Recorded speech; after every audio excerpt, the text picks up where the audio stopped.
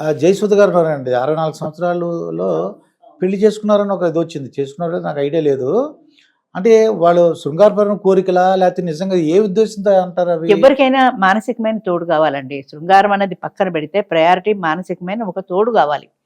ఇక శృంగారం అంటారా, అది వాళ్ళ బాడీ పర్మిట్ చేస్తే అది వాళ్ళకి ఇష్టమైతే అది వాళ్ళ ఇష్టం. That is purely there personal.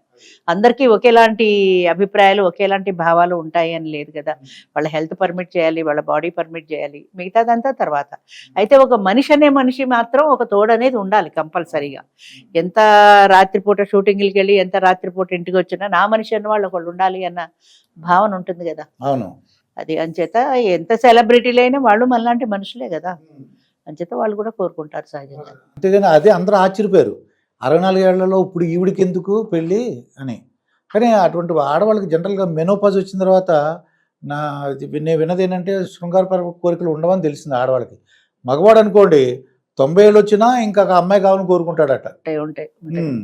సహజంగా ఏంటంటే మెనోపాజ్ స్టేజ్ వచ్చిన తర్వాత ఆడవాళ్లలో ఆ లక్షణాలు తగ్గుతాయి. అంటే వాళ్ళకు ఆ శృంగారపరమైనటువంటి కోరికలు కానీ ఆ లక్షణాలు కానీ తగ్గుతాయి. అందుకే నన్ను బాడీ పర్మిట్ చేయాలని ముందు వాళ్ళ బాడీ పర్మిట్ చేయాలి కదా.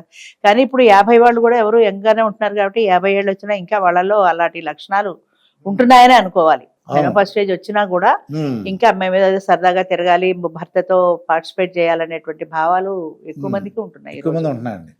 ప్రత్యేకంగా మీ దగ్గరకు వచ్చి నాకు అందమైన అమ్మాయి కావాలి, ఆయన వయసు 55 56 అనుకోండి, నాకు ఎనర్జెటిక్గా ఉండాలి, 52 51 కావాలి, నాకు శృంగారపరమైన కోరికలు ఉన్నాయి, అలా చెప్పేస్తారని డైరెక్ట్గా? శృంగారపరమైన కోరికలు ఉన్నాయని డైరెక్ట్గా చెప్పరు, కానీ యంగ్ కావాలని చాలా మంది అడుగుతారు. నాకు 60 ఏళ్ళు ఉన్నాయండి, నాకు 50s లో ఉంటే చూడండి, 50s లో నేను చేసుకోవాలనుకుంటున్నాను అని అలా చాలా మంది అడుగుతారు.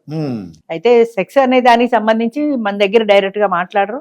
తర్వాత మాట్లాడినా మనకి సంబంధం లేదు, అది వాళ్ళిద్దరు కూర్చొని మాట్లాడుకోవాల్సిన అంశం కదా. అంచేత అది మన దగ్గరికి రాదా సమస్య. అది వాళ్ళిద్దరు కూర్చొని మాట్లాడుకుంటారు, వాళ్ళు డిసైడ్ చేసుకుంటారు అంతే. చిన్నయ్య గారు మీ సంగతి చూస్తే ఇప్పుడు ఎంత మీ వయసు? 82 years అండి. 82 years. కానీ అలా లేరు. మీకు కూడా మ్యారేజ్ చేసేస్తే బాగుంటుంది, కానీ మీకు ఇష్టం లేదు. మంచి ఎనర్జెటిక్ గా ఉన్నారు ఆయన ఇప్పటికి. 82 years లో పెళ్లి చేసుకొని వాళ్ళ జీవితాన్ని ఎందుకు పాడు చేయాలని నేను చేసుకోదలుచుకోలేదండి. మీరు అంటే దేంట్లో జాబ్ చేశారు మీరు? నేను రైల్వేస్ లో పనిచేశానండి. రైల్వే ఏంటంటే జాబ్ అది? డిప్యూటీ చీఫ్ ఇంజనీర్ పనిచేశానండి. Deputy chief engineer. అప్పుడు శాలరీ ఎంత ఉంటుందండి? మాకు అప్పుడు నేను 2000 లో రిటైర్ అయినానండి. 2000 అంటే 24 సంవత్సరాల క్రితం. 24 సంవత్సరాలు అయింది నేను రిటైర్ అయిపోయి. ఓకే. అప్పుడు నాకు 30,000 రూపీస్ శాలరీ. అంటే మీ వైఫ్ చనిపోయి ఎన్ని రోజులు అయిందండి? 18 years అయిందండి. 18 సంవత్సరాలు అయింది. 18 సంవత్సరాలు అయింది. సడన్లీ షీ ఎక్స్పైర్డ్ సిద్ధి టెంపుల్లో. ఓ, షిర్డీకి వెళ్ళారు మీరు? సిద్ధికి వెళ్ళాను. టెంపుల్లోనే హార్ట్ అటాక్ వచ్చి చనిపోయింది. నా చేతుల్లోనే పడిపోయింది. ఏదో నడిచి ఇద్దరం పోతున్నాము టెంపుల్లో, ఆమె ఏదో పడిపోతుంది ఏంటంటే చేయి పట్టుకున్నాను చేతుల్లోనే ప్రాణమైంది. Sudden death. అంటే హార్ట్ అటాక్ లో వచ్చింది, మ్యాసివ్ అటాక్. 18 సంవత్సరాల క్రితం. 18 సంవత్సరాలు. మరి అప్పుడు మీకు అంటే ఒక 2-3 సంవత్సరాలు తర్వాత మీరు కూడా తోడు? I was actually 2-3 years depression లో ఉన్నానండి. సీవియర్ షాక్ నాకు. తర్వాత పిల్లలు అందరూ కొంచెం సెటిలింగ్ ఉన్నారు. 2 పిల్లలు ఫారిన్ లో ఉన్నారు. ఒక అబ్బాయిని పిలిచారు బ్యాక్ నా కోసమై. పిలిచేసి వాడికి పెళ్లి చేసి నాకు అటాచ్ చేసి అది స్లోగా సెటిల్ అయ్యింది. ఈ లోపల ఈ 2010లో అంతకుముందే నేను ఫారిన్ గేమ్ పోయి తిరిగాను పిల్లలతో కూడా పోయి. ఈ 2010లో మేడం స్టార్ట్ చేసింది ఈ అసోసియేషన్. ఇది బాగానే ఉంది కదా అని ఆలోచించుకుని నేను చేసుకుంటే బాగుంటుంది కదా అని దిగాను. మీరు సహాయం చేస్తున్నారు ఇప్పుడు మాత్రం హెల్పింగ్. 2010లో స్టార్టింగ్ నుంచి ఇప్పటి వరకు కూడా ఆయనే మా ట్రెజరర్ కింద అన్ని పనులు ఆయనే చూసుకుంటారు. ఇప్పుడు మీ భార్య చనిపోయింది, హార్ట్ అటాక్ తో చనిపోయారండి. ఆ తర్వాత మీరు వివాహం చేసుకోవాలని అనిపించలేదా మీకు? లేదండి, అప్పుడంత ఆలోచన లేదండి. ఎందుకంటే త్యాగమూర్తిలాగా ఉండిపోయారు. ఆవిడ యొక్క జ్ఞాపకాలు ఆ 3 years షాక్లో ఉండిపోయానండి.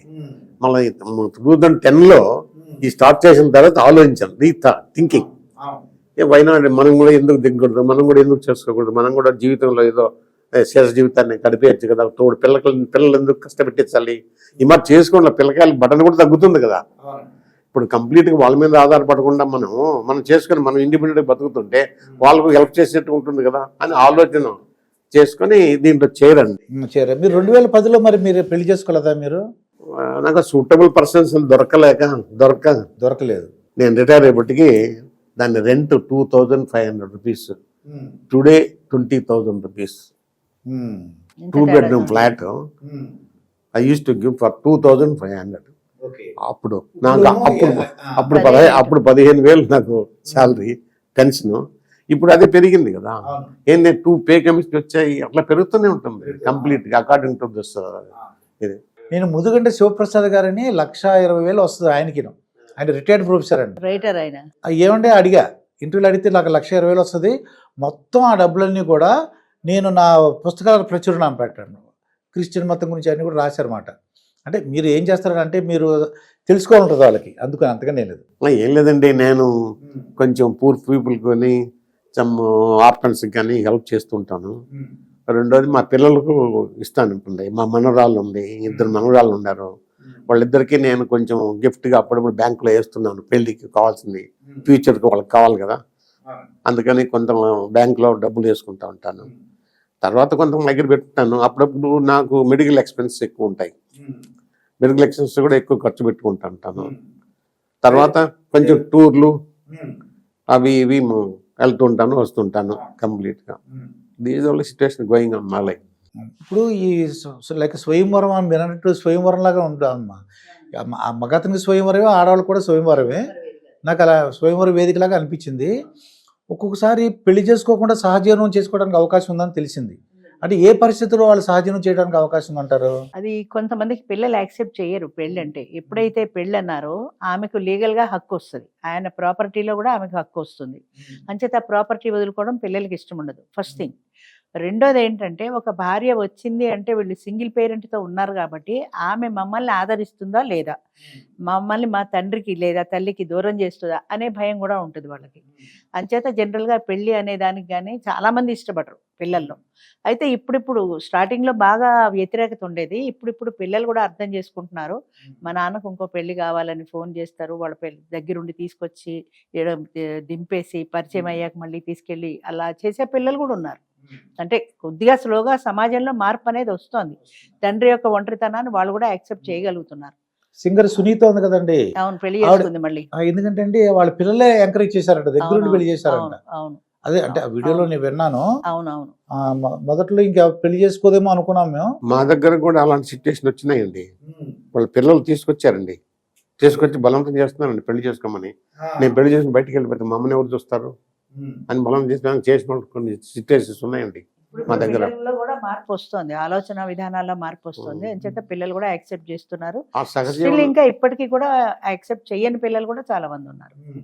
ఆ సహజీవనం కూడా కొంతమందికి పెన్షన్స్, భార్య చనిపోయినా భర్త చనిపోయినా కూడా ఆ పెన్షన్స్ వాళ్ళకి వస్తాయి. ఆ పెన్షన్ పెళ్లి చేసుకుంటే ఎలిజిబిలిటీ ఉండదు. ఓకే అండి, ఇద్దరికి పెన్షన్ వస్తుంది, ఇద్దరు గవర్నమెంట్ ఎంప్లాయీస్ అనుకోండి, ఇద్దరు పెళ్లి చేసుకుంటే మాత్రం ఒకళ్ళ పెన్షన్ పోతుంది. అందుకు వీళ్ళు పెళ్లి చేసుకోకుండా సహజీవనం చేస్తారు, ఉంటారు. అవును, లివ్ ఇన్ రిలేషన్లో ఉంటారండి. దానివల్ల ఇద్దరికి పెన్షన్ వస్తుంది, ఇద్దరికి హాయిగా ఉంటారు. ఆవిడ కూడా ఫైనాన్షియల్ ఇండిపెండెన్స్ ఉంటుంది కదా, ఆవిడ డబ్బుతో ఆవిడ ఇష్టం వచ్చినట్టు చేసుకోవచ్చు. కాబట్టి దానివల్ల కూడా లివ్ ఇన్ రిలేషన్లో ఉంటారు. కొంతమంది పిల్లలు ఒప్పుకోరు, పెళ్ళి అయితే అసలు ఒప్పుకోరు, కాబట్టి లివ్ ఇన్ రిలేషన్లో ఉంటారు. జనరల్గా పిల్లలు అంటే పెళ్లి చేసుకోవడానికి వాళ్ళకి ఆస్తులు ఉన్నాయనుకోండి, అవును, ఆ ఆస్తులన్నీ ఉండగా ఏదో సెటిల్ చేయమని అడుగుతారండి, లేకపోతే మరలు పెళ్లి చేసుకుంటారా? పిల్లలకి ఆస్తులు ఇచ్చేస్తారు కదండి వీళ్ళు. పిల్లలు ఇచ్చేస్తారు. పెళ్లి చేసుకోవాలి అనుకున్నప్పుడే వీళ్ళు పిల్లలకి ఆస్తి పంపకాలు చేసేస్తారు. చేసేసి ఆయన వాటా తీసుకుని ఆయన బయటకు వచ్చేసినా కూడా పిల్లలు ఒప్పుకోరు, నీ వాటా కూడా మాకే కావాలి అని. మరి ఆయన వాటాతో ఆయన వచ్చేస్తే రేపు పొద్దున ఆయన చేస్తే పెళ్ళానికి వస్తుంది కదా, అందుకని ఆ వాటా కూడా మాకే కావాలి అని. కొన్ని సందర్భాల్లో అలా జరిగాయి కూడా, పిల్లలు ఒప్పుకోలేదు, ఆయన తీసుకోవాలనుకున్న వాటాతో సహా వాళ్ళకి రాసి ఇచ్చేసాడు. ఆయన దగ్గర ఆయన పెన్షన్ తప్ప ఏమీ లేదు. ఆ పెన్షన్తో నువ్వు బయటికి పోనా, రాసి మొత్తం పిల్లలు రాయించేసుకున్నారు. భారతీ సత్యనారాయణ గారు ఆయన మొత్తం వాళ్ళకి రాసి ఇచ్చేసి ఆయన కట్టుబట్టలతో బయటకు వచ్చేసాడు. ఆమెకు ఒక ఇల్లుంది, ఆమె ఇదే ప్రైవేట్ స్కూల్లో టీచర్ ఏదో చేసింది, ఆమెకు ఒక సొంత ఇల్లుంది. ఈయన పెళ్లి చేసుకుని ఆమె ఇంటికి వెళ్ళిపోయాడు, ఆమె ఇంట్లోనే ఉంటున్నాడు. ఈయనకి పెన్షన్ వస్తుంది, ఈయన పెన్షన్ వస్తుంది. ఆ పెన్షన్ పెట్టుకొని ఇద్దరు తింటున్నారు. ఒక సొంత ఇల్లు ఉంది ఆవిడకి. అంతే. మొత్తం వాటాలు వేసినప్పుడు ఆవిడకున్న ఆస్తి కానీ ఈయనకున్న ఆస్తి కానీ పిల్లలు మళ్ళీ వాళ్ళకే రావాలని కోరుకుంటారు. సహజంగా అంతే కోరుకుంటారు. నీ ఏడుపు నువ్వు ఏమైనా ఏడు, మాకు సంబంధం లేదు, మాకు మాత్రం ప్రాపర్టీ ఎక్కడికి ఇవ్వడానికి వీల్లేదు. ఇప్పుడు నేను సమస్యలు ఏర్పడినామో ఎప్పుడన్నా పెళ్లి చేసిన తర్వాత అంటే పెళ్లి చేసుకున్నారు అనుకోండి, అది పెళ్లి చేసుకున్నాక ఆ పిల్లలు వచ్చేసి ఎందుకు మా వాళ్ళని మా అమ్మకి ఇలా చేసావు ఎందుకని, మా నాన్నకి ఎందుకు ఇలా చేసావు అని మీతో దెబ్బలాడిన కేసులు ఏమైనా ఉంటారా? ఒక అమ్మాయి వచ్చిందండి, మేము పెళ్ళి అవ్వలేదు ఇంకా, ఆవిడకి మెంబర్గా వచ్చింది మీటింగ్కు. వాళ్ళ అమ్మాయి వచ్చింది. వాళ్ళ అమ్మాయి వచ్చి, మీరు ఎందుకు ఈ సంస్థ పెట్టారు, మా అమ్మని మేము వెళ్ళొద్దు అని చెప్తే మా మాట వినకుండా వచ్చేస్తుంది, మా అమ్మని రానివ్వకండి అని చెప్పడానికి వచ్చింది అమ్మాయి. ఓకే. రానివద్దని చెప్పే హక్కు మాకు లేదు. ఇక్కడ ఒక వేదిక పెట్టిన తర్వాత ఎవరికి అవసరం ఉంటే వాళ్ళు వస్తారు. చేతనైతే మీ అమ్మని నువ్వు కంట్రోల్ పెట్టుకో బయటికి రాకుండా, అంతేగాని మా సంస్థలో రావద్దని చెప్పడానికి మాకే అధికారం లేదు, నీకు అసలు లేదు అని చెప్పి పంపించేశాను. అలా కొంతమంది చాలా తక్కువ అనుకోండి బయటకు వచ్చి గొడవ పెట్టేవాళ్ళు, ఇంటి దగ్గర మాత్రం చాలా గొడవ పెడతారు నువ్వు వెళ్ళడానికి వీల్లేదని. ఒక అమ్మాయి అయితే పోలీస్ కంప్లైంట్ ఇచ్చింది నా మీద. ఏమనంటే వాళ్ళ నాన్న ఇంట్లో అమ్మాయితో గొడవ పెట్టి, నేను వెళ్ళిపోతున్నాను తోడు నెడకి, నేను అక్కడికి వెళ్ళిపోయి నాకు నచ్చిన వాళ్ళని నేను పెళ్లి చేసుకుంటానే ప్రాపర్టీ కాగితాలు అన్నీ తీసుకుని మా నాన్న వెళ్ళిపోయాడు. ఆయన చాలా ప్రాపర్టీ ఉంది. ఆ ప్రాపర్టీ రేపు పొద్దున పెళ్లి చేసుకుని ఆగకపోతే మాకు రాదు కాబట్టి మాకు మా నాన్న పెళ్లి చేసుకోవడానికి వీల్లేదు. ఈవిడెవరో సంస్థ పెట్టి ఇలా జనాల్ని రెచ్చగొడుతుందని చెప్పి పోలీస్ కంప్లైంట్ ఇచ్చింది. ఆ పోలీస్ ఇన్స్పెక్టర్ నాకు ఫోన్ చేశాడు. ఫోన్ చేసి చెప్పాడు. చెప్తే నేనేమన్నానంటే, మైనారిటీ తీరిన ప్రతి ఒక్కరికి కూడా స్వేచ్ఛగా జీవించే అధికారం ఉంది.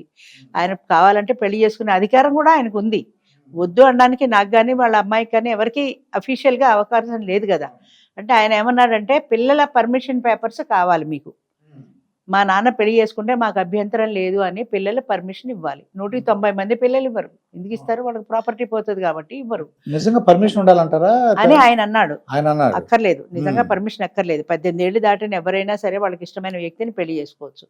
మీరే మీ పోలీస్ స్టేషన్లో ఇలాంటి కులాంతర వివాహాలు అవి చేస్తున్నారు కదండి, అలాంటిది 60 ఏళ్ళు దాటిన ముసలివాడు పెళ్లి చేసుకుంటానంటే వాడికి పిల్లల పర్మిషన్ కావాలి అన్న అది సంపత్తిగా ఉంది అంటే ఆయన ఏమన్నాడంటే, రేపు నేను వస్తాను మీటింగ్కి, మరుసటి రోజే మీటింగ్, రేపు నేను మీటింగ్కి వస్తాను, అక్కడ ఎంతమంది సభ్యులు ఉన్నారో వాళ్ళందరి పిల్లల పర్మిషన్ పేపర్స్ కావాలి అని చెప్పాడు నాకు. సరే, మరుసటి రోజు మీటింగ్ మొదలైంది. మీటింగ్లో ఈ విషయం చెప్పాను, ఇలా పోలీస్ ఇన్స్పెక్టర్ గారు వస్తున్నారు, ఆయన ఏ క్షణంలోనే రావచ్చు, ఆయన ఇలా చెప్పారు, నేను ఇలా చెప్పాను, ఆయన వస్తారు అని చెప్పాను. కానీ ఆయన రాలేదు. ఎందుకంటే నేను ఆ తర్వాత రాత్రి ఇంటికి వెళ్ళాక లాయర్ని అడిగాను. అడిగితే వాళ్ళు కూడా ఇదే అన్నారు, ఆయన ఏదో భయపెట్టి ఉంటారు మిమ్మల్ని, పిల్లల అవసరం పర్మిషన్ ఎట్టి పరిస్థితుల్లో అవసరం లేదు, ఆయన పెళ్ళి ఆయన చేసుకోవచ్చు, ఆయన ఏదో భయపెట్టి ఉంటాడమ్మా అన్నారు. నిజంగా కూడా అంతే అయింది, ఆయన మళ్ళీ రాలేదు. అవునండి, నిజంగా చట్టపరంగా చూస్తే పెళ్లి చేసిన హక్కు వాళ్ళకు ఉంది. ఇప్పుడు భర్త పోయి ఒక ఆవిడ ఉంది, లేదంటే భార్య పోయి ఒక ఆయన ఉన్నాడు, పెళ్లి చేసుకోవచ్చు, అది హక్కు లేదు వాళ్ళకి, కాదనే హక్కు ఎవరికి లేదు. పోలీస్ కంప్లైంట్ ఇచ్చినా పని చేయదండి, ఏమి పని ఆ ఇన్స్పెక్టర్ చెప్తాడు. అదే ఒకవేళ నిజంగా పిల్లల దగ్గర ఉన్నా వాళ్ళకి అంత టైం ఉంటుంది అంటారా వీళ్ళతో మాట్లాడడానికి, స్పెండ్ చేయడానికి? టైము ఉండదండి. ఇప్పుడు పిల్లలు కూడా తప్పు పడడానికి వీల్లేదండి. ఎందుకంటే వీళ్ళకి ఒక 60 ఏళ్ళు వచ్చాయో 30 ఏళ్ళు పిల్లడికి ఉన్నాయనుకుంటే వాళ్ళ కుటుంబం వాళ్ళకి ఏర్పడిపోయింది, వాళ్ళ భార్య, వాళ్ళ భర్త, వాళ్ళ పిల్లలు. ఆ ఇంటికి మనం వెళ్ళి ఉంటాం. ఉన్న తర్వాత ఏదో సాయంత్రం ఆఫీస్ నుంచి అబ్బాయి వస్తాడు, ఏదో వంట చేస్తారు, భోజనాలు చేస్తారు, మహా అయితే అమ్మ అన్నం తిన్నామంటాడు, 10 నిమిషాలు మాట్లాడతారు. ఆ తర్వాత వాళ్ళ అబ్బాయి, వాళ్ళ చదువు, వాళ్ళ సమస్యలు వాళ్ళకు ఉంటాయి. అందులో పోయి మనం వెళ్ళి వేలు పెట్టలేం కదా. ఇంకొకటి ఏంటంటే, ఎవరి జీవితాలు వాళ్ళవి అయిపోయిన తర్వాత మెయిన్లీ ఇప్పుడు ప్రజెంట్ జనరేషన్లో ఏంటంటే, పెద్దవాళ్ళు ఎవరు కూడా పిల్లలతో కలిసి ఉండడానికి ఇష్టపట్టాల. పిల్లలు కాదు అసలు, పెద్దవాళ్ళు కూడా ఇష్టపట్టాల. మా ఇండిపెండెన్స్ మాకు ఉండాలి, మా ప్రైవసీ మాకు ఉండాలి అని ఉన్న ఒకే ఊళ్ళో ఉంటున్నా కూడా వేరువేరుగా ఉంటున్నారు పిల్లలు పెద్దలు కూడా. ఎందుకంటే వీళ్ళకి ఆ కంపాటబిలిటీ ఉండట్లేదు. ఇప్పుడు వీళ్ళు ఏదో చాదస్తంగా మాట్లాడతారు, వీళ్ళు మాట్లాడే మాటలు వాళ్ళకి చాదస్తం అనిపిస్తాయి. వాళ్ళు ఏదో చెప్తారు, అది తొందరపాటు వయసులో ఉన్నారు, అర్థం చేసుకోలేదని వీళ్ళు అనుకుంటారు. ఎందుకు వచ్చిన బాధ? ఎవరి దారిన వాళ్ళు ఉంటే పోతుంది. కావాలంటే పెడతారు, 2 రోజులు 4 రోజులు ఉంటారు, వచ్చేస్తారు అంతే. అంతేగాని ఒక చోట ఉండడం అనేది ఇష్టపట్టలేదు ఎవరు కూడా.